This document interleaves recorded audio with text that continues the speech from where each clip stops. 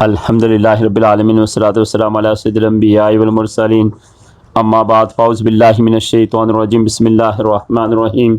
محترم بزرگوں، دوستوں، نوجوان ساتھیوں، محترم بہنوں، پیارے بچے، السلام علیکم ورحمۃ اللہ وبرکاتہ۔ آج کی ویڈیو میں حضرت امام محمد غزالی رحمۃ اللہ تعالی علیہ کا بیان کیا جائے گا۔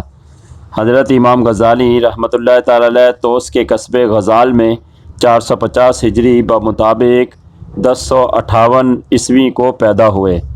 یہ تغرل سلجوقی کا آخری دور تھا۔ امام صاحب رحمۃ اللہ تعالی علیہ کے والد کا نام محمد بن محمد رحمۃ اللہ علیہ تھا، جو کہ بڑے متقی، پرہیزگار اور درویش صفت بزرگ تھے، جو کہ اگرچہ کہ تنگ دستی میں زندگی کے دن گزارتے تھے، مگر ان کا یہ ارمان تھا کہ ان کا بیٹا دینی دنیاوی علم کا آفتاب و مہتاب بن کر دنیا میں چمکے اور دنیا کی ظلمتوں میں معرفت کا اجالا کرے۔ چنانچہ اسی عزم و جذبے کے تحت انہوں نے اپنے بچے کی تعلیم و تربیت کا انتظام کیا۔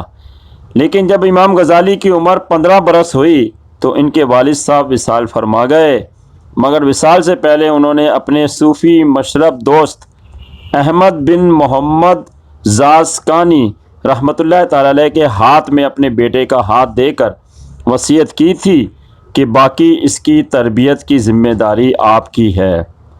اس کے لیے میرا جو بھی معمولی سا اثاثہ ہے وہ اس کی تعلیم پر خرچ کر دیں۔ چنانچہ حضرت احمد رحمۃ اللہ تعالی علیہ نے امام غزالی رحمۃ اللہ تعالی علیہ کی تعلیم پر ان کے والد کا کل اثاثہ اور خود اپنا اثاثہ بھی خرچ کر دیا۔ اس طرح آپ نے علم کی ابتدائی منازل طے کر لیں۔ پھر امام غزالی جرجان چلے گئے اور مشہور زمانہ استاد امام ابو نصر اسماعیلی رحمۃ اللہ تعالی علیہ کی خدمت میں حاضر ہو کر مزید علم دین حاصل کیا۔ پھر کچھ مدت امام ابو نصر رحمۃ اللہ تعالی علیہ کی خدمت میں رہ کر علم دین حاصل کیا۔ پھر واپس توس تشریف لے آئے، مگر پھر بھی علم کی پیاس نہ بجھی۔ اسی تشنگی کو دور کرنے کے لیے آپ پھر توس سے نیشا پور پہنچے، اور اس وقت مدرسہ نظامیہ نیشا پور دنیا میں علم و ادب کا بہت بڑا مرکز تھا، اور اس وقت امام الحرمین ابو المعالی جوینی رحمۃ اللہ تعالی علیہ اس کے مدرس اعلیٰ تھے۔ اس طرح وہ اس وقت اس دنیا کے سب سے بڑے عالم تھے۔ ان کی صحبت میں رہ کر آپ نے دوسرے علوم کے علاوہ علم مناظرہ، علم الکلام اور مبادیات فلسفہ کی تکمیل کی، اور ان علوم میں ایسا کمال حاصل کیا کہ امام الحرمین رحمۃ اللہ تعالی علیہ کے 300 شاگردوں میں سے سب سے سبقت لے گئے۔ آپ کی قابلیت اور علم و فضل کا یہ عالم تھا کہ امام الحرمین رحمۃ اللہ تعالی علیہ بھی آپ کی شاگردی پر فخر کیا کرتے تھے۔ امام صاحب رحمۃ اللہ تعالی علیہ کی عمر ابھی 28 سالی کی تھی کہ آپ نے تمام علوم و فنون کی تکمیل کر لی۔ پھر 478 ہجری میں امام الحرمین رحمۃ اللہ تعالی علیہ انتقال کر گئے۔ علم دوست وزیر خواجہ نظام الملک کو مدرسے کی مسند صدارت کے لیے آپ سے بہتر کوئی اور نظر نہ آیا، لیکن اس مسند تک پہنچنے کے لیے امام صاحب کو دربار سلجوقی سے وابستہ علماء کرام سے مناظرے میں کامیابی حاصل کرنا تھا۔ چنانچہ پھر مقررہ دن پر یہ مناظرہ منعقد ہوا، اور امام صاحب سب علماء پر غالب آ گئے۔ سب نے آپ کی عظمت کو تسلیم کیا، اور آپ کو خواجہ توسی نے زین الدین شرف الائمہ کا لقب عنایت کیا، اور آپ اپنے استاد امام الحرمین کی مسند پر فائز ہوئے۔ انہیں دربار میں مقام و مرتبہ حاصل تھا، ایسا ہی آپ کو بھی حاصل ہو گیا۔ 488 ہجری تک امام صاحب رحمۃ اللہ تعالی علیہ مدرسہ کی ذمہ داریاں پوری کرتے رہے۔ اسی دوران آپ تصنیف و تالیف کے کام میں بھی مشغول رہے، اور فلسفہ یونان کا بھی گہری نظر سے مطالعہ کرتے رہے، اور حکماء و فلاسفہ کے عقائد کی چھان بین بھی کرتے رہے۔ حقائق مذاہب کی دریافت و آگہی میں آپ اکثر مشغول رہتے، لیکن جیسے جیسے آپ کا یہ مطالعہ بڑھتا گیا، طبیعت میں انتشار و اضطراب پروان چڑھتا چلا گیا۔ پھر امام صاحب کی زندگی میں ایک عظیم انقلاب برپا ہوا، گویا ان کی روحانی زندگی کا آغاز ہوا۔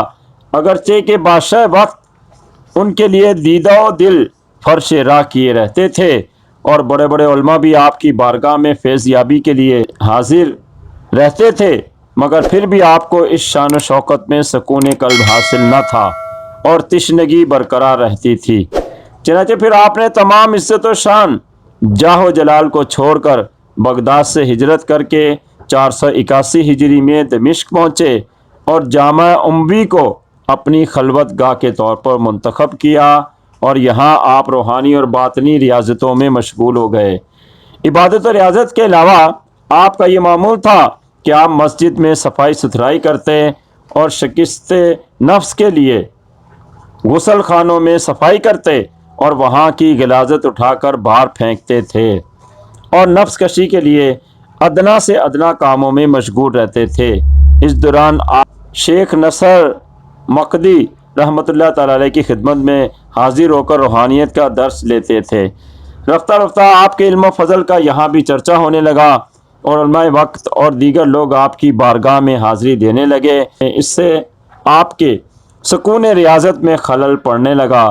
اسی ہنگامہ سے بچنے کے لیے ایک رات آپ خاموشی سے دمشق کو خیر بات کہہ کر بیت المقدس کی طرف سفر کر گئے۔ دمشق میں آپ نے تقریباً 2 سال قیام فرمایا۔ حضرت امام غزالی رحمۃ اللہ تعالی علیہ بیت المقدس میں مہد عیسیٰ میں دیگر بزرگان دین کے ساتھ جمع رہتے اور تصوف کے حقائق و دقائق زیر بحث رہتے اور اس طرح امام صاحب رحمۃ اللہ تعالی علیہ روحانی سکون سے بہرہ مند رہتے تھے۔ مہد عیسیٰ اور بیت المقدس میں کچھ عرصے تک قیام کے بعد آپ حج کے ارادے سے سوئے مکہ روانہ ہوئے اور 488 ہجری میں حج بیت اللہ کیا۔ پھر روزہ رسول صلی اللہ علیہ وسلم پر حاضری دی۔ پھر آپ کو اہل و عیال کی یاد ستانے لگی، اگرچہ کہ آپ نے تمام عمر کے لیے اپنے گھر کو چھوڑ دیا تھا، لیکن پھر آپ اسکندریہ سے ہوتے ہوئے اپنے وطن واپس طوس پہنچے اور خلق خدا سے کنارہ کش ہو کر اپنے اہل و عیال میں رہنے لگے۔ اس طرح 1 سال گزر گیا۔ پھر حاکم وقت اور عقیدت مندوں کی بے حد اصرار پر آپ نے مدرسہ نظامیہ کی مسند دوبارہ سنبھال لی اور اپنے مکان کے قریب آپ نے ایک خانقاہ تعمیر کی اور قرآن و حدیث کے درس کے ساتھ ساتھ طریقت و حقیقت کی تعلیم کا بھی سلسلہ شروع کیا۔ اس دفعہ پہلے سے زیادہ لوگوں کا جمع غفیر ہو گیا اور ہر طرف آپ کا چرچا ہونے لگا اور حاسدین نے آپ کے خلاف محاذ کھول دیا۔ چنانچہ آپ مسلکاً شافعی اور مشرباً اشعری تھے، اسی لیے لوگوں نے آپ کے بارے میں طرح طرح کی باتیں پھیلا دیں۔ آپ نے مدرسہ نظامیہ کی مسند چھوڑ دی اور پھر اپنے گھر کے قریب کی خانقاہ سنبھالی اور تا دم مرگ اسی میں قیام کیا۔ طلباء اور درویشوں کی رہنمائی کے لیے اپنا کچھ وقت صرف کرتے، لیکن طلباء سے زیادہ اب طالبان حقیقت آپ سے رجوع کرتے تھے۔ حضرت امام محمد غزالی رحمۃ اللہ تعالی علیہ نے اصلاح امت کے لیے متعدد کتب تصنیف کی۔ ان میں احیاء العلوم، کیمیائے سعادت، منہاج العابدین، مکاشفۃ القلوب، تحافۃ الفلاسفہ زیادہ مشہور ہیں۔ ان سب کتب میں احیاء العلوم بڑی ضخیم کتاب ہے جو کہ 4 بڑی جلدوں پر مشتمل ہے۔ اس کتاب کا موضوع تصوف ہے اور علماء کرام اس کتاب کے بارے میں فرماتے ہیں کہ اگر دنیا کے تمام علوم ختم کر دیے جائیں تو احیاء العلوم کے ذریعے تمام علوم زندہ کیے جا سکتے ہیں۔ اس سے امام غزالی رحمۃ اللہ تعالی علیہ کی عظیم شان کا اندازہ لگایا جا سکتا ہے۔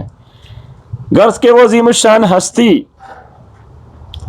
حجت الاسلام حضرت امام محمد غزالی کہ جب وصال کا وقت آیا تو پیر کا دن تھا، آپ نے نماز فجر کے لیے وضو کیا، نماز ادا کی، پھر انہوں نے کفن منگوایا اور اس کو بوسہ دے کر آنکھوں سے لگایا اور کہا سمعا و طاعتا، یہ کہہ کر قبلہ رخ ہوئے اور پاؤں پھیلا دیے اور جان جہاں آفری کے سپرد کی۔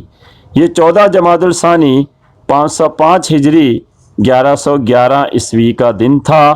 بوقت وصال آپ کی عمر 55 برس تھی۔